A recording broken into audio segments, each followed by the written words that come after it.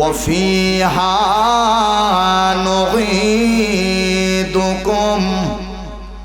আমার আল্লাহ এবার বললেন, এ বান্দা, তোমাকে আমি আল্লাহ মাটি থেকে বানাইলাম, এবার তুমি মাটির মানুষ, দুনিয়ায় মাটির উপর চলাফেরা করো। এ মুসলমান ভাই, ভালো করে শুনবা, আমার আল্লাহ এরপরে আমার আল্লাহ বুঝাইলেন, ওরে বান্দা শোনো,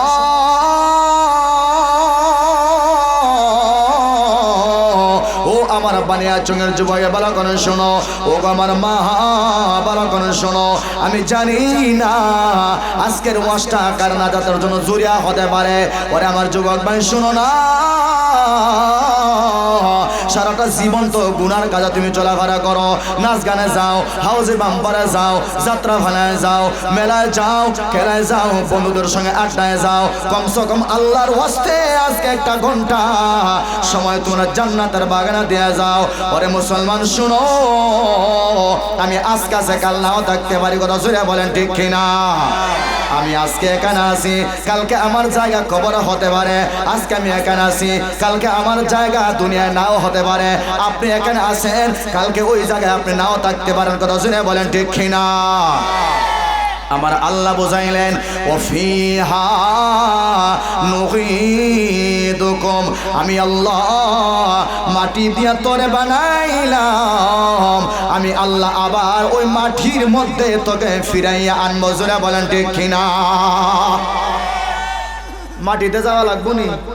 ও ছোট ভাইরা কি দেখো, মাটিতে যাইবানি লাগবো নি? তা লাগবো তো, একটার মাথা টুপি নাই এখানে, কই আইছো? হ্যাঁ, মাটিতে যাওয়া লাগবো, কিন্তু এগুর মাথার টুপি নাই, আসেনি? কই? আল্লাহ যেন হেদায়েত দান করে। জোরে ওখানে আমিন, আর একটু জোরে ওখানে আমিন।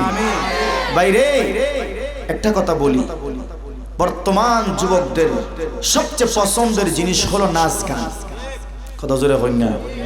যেখানে নাচ গান হয়, যুবকের ওই জায়গায় কোনো পারাপার নাই। কথা জোরে বলেন ঠিক না বেটি? এটা পরে বলবো ইনশাআল্লাহ, আগে আমার আয়াতের তাফসীর ভালো করে বুঝো। আমার আল্লাহ এবার বললেন, আমি আল্লাহ তোকে মাটি দিয়ে বানাইলাম, আবার মাটির ঘরে আমি আল্লাহ আনবো। ওরে মুসলমান বলো, তোমার বাবা যেদিন মারা যায়, তোমার মা মারা গেলে, তোমার নানি মারা গেলে, তোমার দাদা মারা গেলে, ওদের কি মাটির ভিতরে দিয়ে আসো নাকি ফ্রিজের ভিতরে রাখো? ওরা জোরে হয় না? তুমি মারা গেলে তোমার বাবা অথবা তোমার মা কি বলবে? আমার আদরের ফুটফুটের দুলালটা অনেক দিন হয়ে গেছে, মাত্র 10 বছর, সে দুনিয়া থেকে বিদায় হয়ে যাবে। না না না, আমি তারে মাটির ঘরে রাখতে পারবো না। আমার ঘরে একটা ফ্রিজ আছে, ফ্রিজের মধ্যে তারে আমি খাড়া করে রাখবো, আর মাঝে মধ্যে তার চেহারা আমি দেখবো, মায়ে রাখবো নি? কথা জোরে হয় না? এ মুসলমান ভাই, মরণ এমন একটা জিনিস, আপনাদের এলাকার যারা মারা গেছে তারা কি আর কোনোদিন ফিরে আইছে? কথা জোরে হয় না?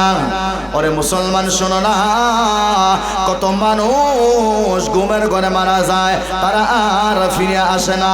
কত মানুষ পানির মধ্যে পড়ে মারা যায়, আর তারা ফিরে আসে না। কত মানুষ গাড়ির তলে পড়ে মারা যায়, আর তারা ফিরে আসতে পারবে না। কত মানুষ তারা অন্ধকার রজনীতে ঘর থেকে বের হয়, আর বাবার চেহারাও দেখতে পায় না। দুঃখিনী মা, ওই মায়ের চেহারাটা পর্যন্ত দেখার সাহস নাই। কথা শুনে বলেন ঠিক কিনা? অন্ধকার কবরে তোমাকে যাইতে হবে। আল্লাহর পয়গম্বর এবার বললেন, ওরে আমার উম্মত শুনো, তোমার নানা মারা গেলে যেই কবরে তুমি দাফন করো, তোমার বাবা মারা গেলে যেই কবরে তুমি দাফন করো, তোমার ভাই মারা গেলে যেই কবরে তুমি দাফন করো, তুমি বিবাহ করছো 10 বছর হয়েছে, একটা সন্তান হয় না, কিন্তু 10 বছর পরে যেই সন্তান হয়, 3 দিন পরে ওই সন্তানটা অনেকের আছে মারা যায়। কথা জোরে বলেন ঠিক কিনা? ওই সন্তানটাকে তুমি যেই জায়গা দাফন করো, আমার আল্লাহ বলেন, বান্দা শুনো, যেই জায়গায় তোমার দাফন করা হয়েছে, যেই জায়গায় তোমার বাবার রাখা হইল, যেই জায়গায় তোমার মার রাখা হইল, তুমি ভালো করে বুঝো, ওই জায়গার মাটি দিয়াই মহান আল্লাহ তোমার বাবারে বানাইছে, তোমার মারে বানাইছে, তোমার শ্বশুরে বানাইছে, তোমার দাদারে বানাইছে, তোমার দাদিরে বানাইছে। কথা জোরে বলেন ঠিক না বেঠিক? আপনাদের এখানে গুরুস্থান আছে না নাই? কত জোরে হয় না? যেই গুরুস্থানে যারা রাখছো আপনি ভালো করে বুঝালেন যে ওই গুরুস্থানের মাটি দিয়ে আল্লাহ তারে বানাইছে। কথা জোরে এখন ঠিক না ঠিক? কথা পরিষ্কার বোঝাচ্ছে? হ্যাঁ, যেই কবরে আমারে দাফন করবেন আপনি বুঝবেন যে ওই কবরের মাটি দিয়েই আল্লাহ আমারে বানাইছে।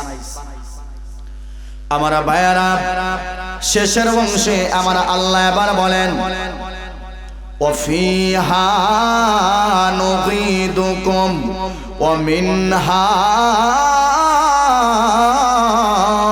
নুখরিজুকুম তারাতান উখরা।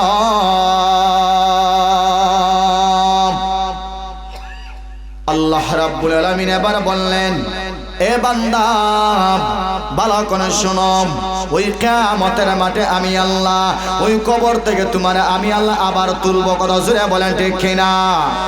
এ মুসলমান ভাই ভালো করে শুনবা, আপনি নিজে বলতে পারেন যে হুজুর আমার একটা প্রশ্ন, কবরে যখন আমাকে রাখা হবে ওই কবরে হাজার হাজার বছর চলে যায়, 100 বছর চলে যাওয়ার পরে একজন মুর্দার হাড্ডি পাওয়া যায় না, একটা নখ পাওয়া যায় না, একটা দাঁত পাওয়া যায় না, একটা পায়ের আঙ্গুল পাওয়া যায় না, মাথার চুল পাওয়া যায় না।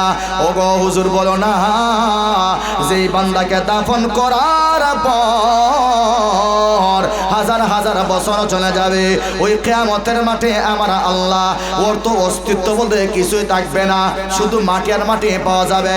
কেমনে আমার আল্লাহ তুলবেন? আপনাদের বিবেকের কাছে আমি প্রশ্ন ছেড়ে যাই, যে আল্লাহ আমাকে দুনিয়াতে পাঠাইলেন, আমার কোনো অস্তিত্ব ছিল না, আমার কোনো অবকাশ ছিল না, ওই আল্লাহ আবার আমাকে হুবহু দেহ বানাইয়া কিয়ামতের মাঠে মহান আল্লাহ তুলতে পারবেন কিনা? কথা জোরে হয় না? আল্লাহ তুলতে পারবেন নি? কেমনে পারবেন ভালো করে বোঝেন।